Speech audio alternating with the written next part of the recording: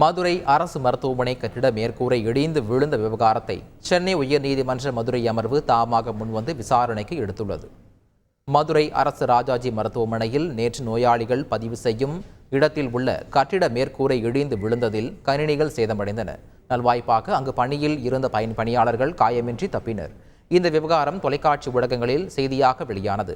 இதனை பார்த்த மதுரை உயர்நீதிமன்ற நீதிபதிகள் ஆர். சுப்பிரமணியன், நீதிபதி சுந்தர் மோகன் ஆகியோர் அடங்கிய அமர்வு இந்த விவகாரத்தை தாமாக முன்வந்து விசாரணைக்கு எடுத்துக்கொள்வதாக அறிவித்தனர்.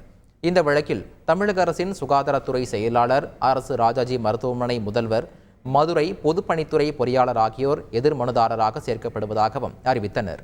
மேலும் அந்த கட்டிடத்தின் ஆயுட்காலம் எவ்வளவு, எப்போது சீரமைப்பு பணிகள் மேற்கொள்ளப்படும் என கூறிய அவர்கள் கட்டிடங்களை இடித்து புது கட்டிடம் அமைக்கப்படுமா என்பது குறித்து விரிவான பதில் மனுவை தாக்கல் செய்ய உத்தரவிட்டு வழக்கு விசாரணையை அக்டோபர் 15ஆம் தேதிக்கு ஒத்திவைத்தனர். செய்திகளை உடனுக்குடன் தெரிந்து கொள்ள உடனே சப்ஸ்கிரைப் பண்ணுங்க.